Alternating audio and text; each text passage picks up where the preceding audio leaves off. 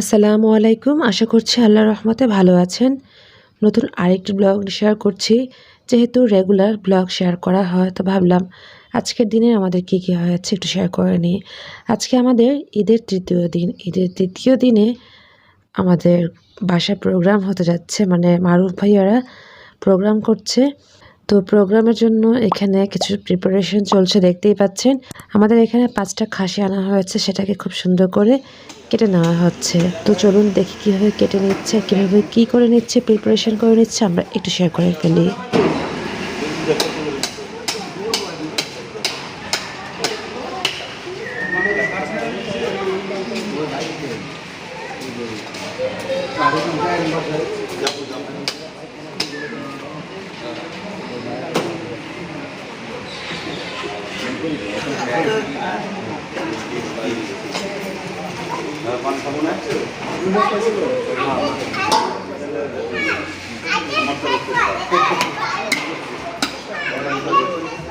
Basically আজকের এই প্রোগ্রামটার কারণ হচ্ছে ঈদ উপলক্ষে। তো আমাদের ঈদ উপলক্ষে সবাইকে ইনভাইট করা হয়েছে। প্রায় 250 থেকে 300 জন লোক আমরা খেয়েছি। তো এই জন্য ভাইয়া কিছু প্রিপারেশন করে নিয়েছে। খাসি, গরু, এখানে মুরগি আছে, সব কিছু নিয়ে আসা হয়েছে আগের দিন রাতেই। তো যেহেতু ঈদের ব্যাপার, তো এখন কিন্তু বাজারে সব কিছু পাওয়াও যায় না। তারপরও হঠাৎ করে অ্যারেঞ্জ করা, সব কিছু মিলিয়ে আলহামদুলিল্লাহ খুব ভালো একটা প্রোগ্রাম করা হয়েছে। যাই হোক, এখন আমরা দেখতে পাচ্ছি খাসিটাকে, যে 5টা খাসি আনা হয়েছে সেটাকে স্লাইস করে কেটে নেওয়া হচ্ছে। আর খুব সুন্দর করে স্লাইস করে কেটে নিচ্ছে। এটা হচ্ছে মানে যেদিন প্রোগ্রাম তার আগের দিন রাতের ঠিক 10টার দিকে এরকম কাটাকাটি করা হচ্ছে। তো ভাবলাম যেহেতু রেগুলার আমার একটা ব্লগ শেয়ার করি আমার চ্যানেলে। আমি যখন মুন্সিগঞ্জে ছিলাম, মানে ঈদের দ্বিতীয় দিন কিন্তু আমি মুন্সিগঞ্জ ছিলাম, সেটার ব্লগ এখনও শেয়ার করা হয়নি। আমি তৃতীয় দিনের ব্লগটা আগেই শেয়ার করে নিচ্ছি, যেহেতু এটা আমি অলরেডি রেডি করে ফেলেছি। যাই হোক, আমি এটার পরে শেয়ার করব আমার ঈদের দ্বিতীয় দিনের একটি ব্লগ। যেহেতু ঈদের তৃতীয় দিন দুপুরে আমাদের খাবার দাবার আয়োজন করা হয়েছে, তাই আমি দ্বিতীয় দিন মানে রাত 12টার দিকে এরকম প্রিপারেশন হচ্ছে সেটা দেখিয়ে নিচ্ছি। তো চলুন দেখি কি কি প্রিপারেশন হচ্ছে সেটা একটু শেয়ার করে ফেলি। দেখতেই পাচ্ছেন চিকেনটাকে এরকম কেটে নেওয়া হয়েছে, যেহেতু রোস্ট করা হবে। আর সাথে এখানে অনেকগুলো বাদাম মানে রেডি করা হয়েছে, এটাকে পেস্ট করা হবে। এখানে অনেক কিছু মানে যেহেতু পায়েস করা হবে, দুধ রাখা হয়েছে, ঘি রাখা হয়েছে।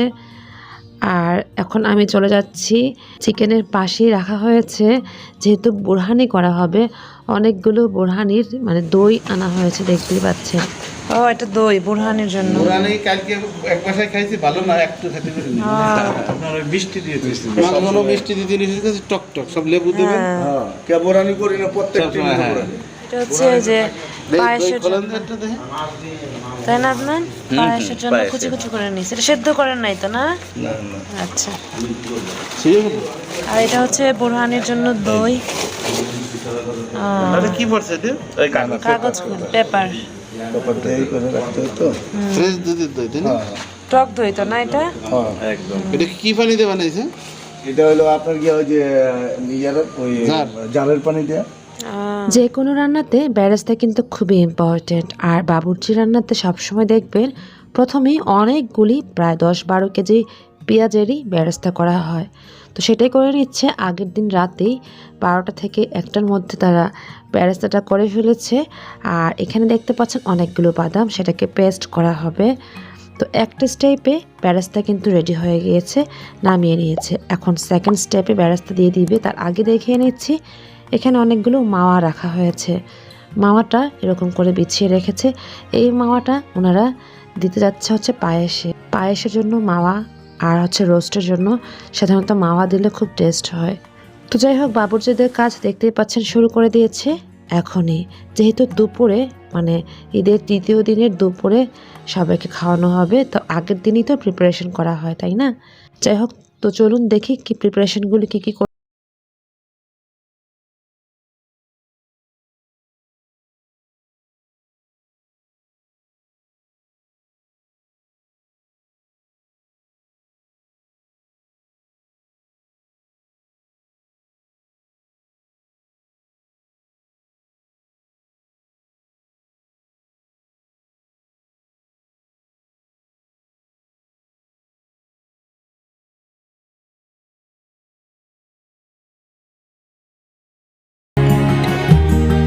এখানে বক্স আপ করা আছে অনেকগুলো মালাই।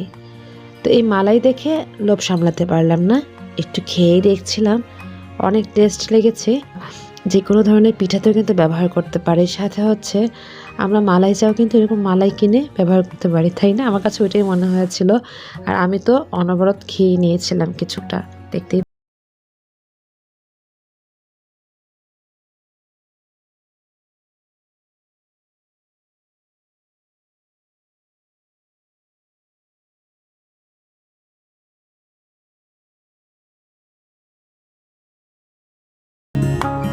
ব্যাস ওভাবে করে সব কিছু রান্না হয়ে গিয়েছে। তো আমি একটু বলে নিচ্ছি কী কী রান্না হয়েছে, যেটা আমি এখনও দেখাতে পারিনি। সেটা হচ্ছে যে গরুর মাংস রেজালা করেছে, মানে ঝাল ঝাল করে করেছে। খাসির মাংস ভুনা করেছে লাল লাল করে, রোস্ট ছিল, আর রূপচাঁদা ফ্রাই ছিল, ভেজিটেবলস ছিল, বোরহানি ছিল, পায়েস ছিল। তো সবাই কিন্তু খেয়ে নিচ্ছে। এখানে এতিমখানার বাচ্চারাও খেয়ে গিয়েছে। তো সব কিছু মিলিয়ে খুব ভালো একটি সময় গিয়েছে আজকে আমাদের। তো চলুন দেখি, সবাই এসেছে, আমরা খাওয়া দাওয়া করছি, সবটুকু আজকে আপনাদের মাঝে শেয়ার করে ফেলি।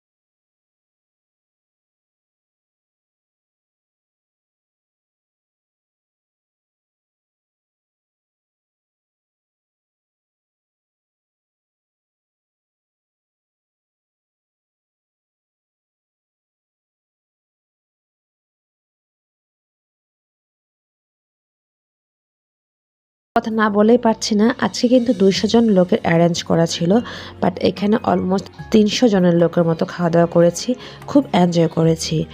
একটা ব্যাপার যেটা না বলেই পারছি না, আমি মারুফ ভাইয়ের যে কোনো প্রোগ্রামে সব ব্লগেই বলে থাকি যে ওনারা যে মাদ্রাসা বা এতিমখানার বাচ্চাদের ইনভাইট করে, সেখানে কিন্তু সবাই বাচ্চারা বিশেষ করে খুব মজা করে, খুব এনজয় করে।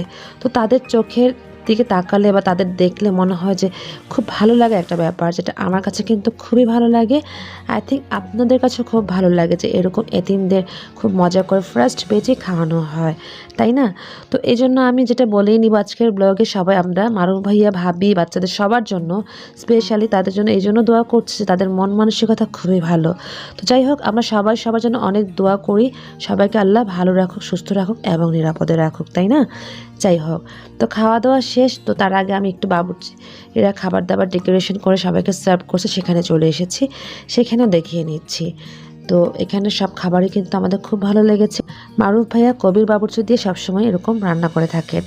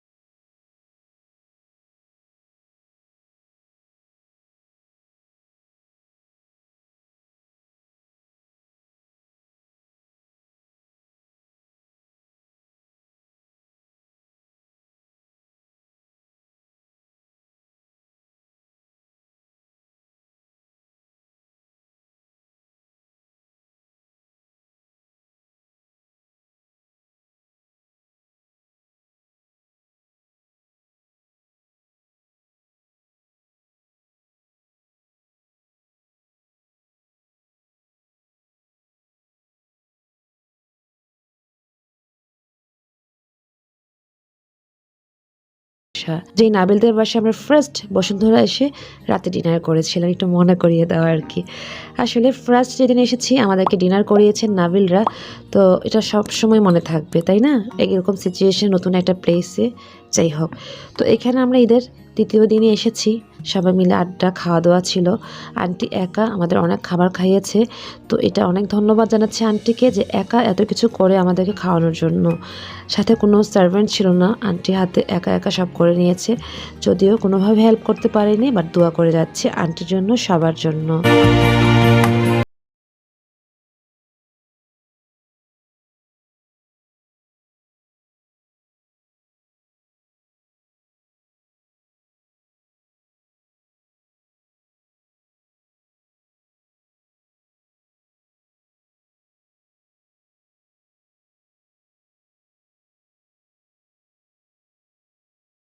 আয়োজনে ছিল অনেক কিছুই, এর মধ্যে চটপটিটা খুব ভালো লেগেছে, টক দিয়ে আমরা সবাই চটপটি খেয়েছি, আর সাথে কিন্তু আন্টি আমাদের চাও বানিয়ে দিয়েছে। যাই হোক, সব কিছু মিলিয়ে আমাদের কাছে খুব ভালো লেগেছে। সবার জন্য অনেক দোয়া ভালোবাসা রইল, আমাদেরও সবার জন্য দোয়া করে নেবেন। আরেকটি কথা, আজকে কিন্তু নাবিলদের বাসা বাবা মাকেও নিয়ে এসেছি, এতে করে বাবা মাও খুব এনজয় করেছে, খুব মজা করেছে, গল্প করেছে। নাবিলের আব্বু বাবাকে পেয়ে অনেক গল্প করে ফেলেছে, মানে তাদের এরকম যে গল্প করতেও খুব ভালো লাগে, তাদেরকে সময় দেওয়া হয়েছে এবং বাবার সাথে বাপ্পি জনি খুব মজা করছিল, একটু ক্যাপচার করলাম। এখানেই বিদায় নিতে হচ্ছে। নিশ্চয়ই ভালো লেগেছে আজকের এপিসোড, সাথে থাকবেন, সাপোর্ট করবেন। আর সবাইকে ঈদ মোবারক জানিয়ে শেষ করে দিচ্ছি আজকের আয়োজন। আল্লাহ হাফেজ, আসসালামু আলাইকুম।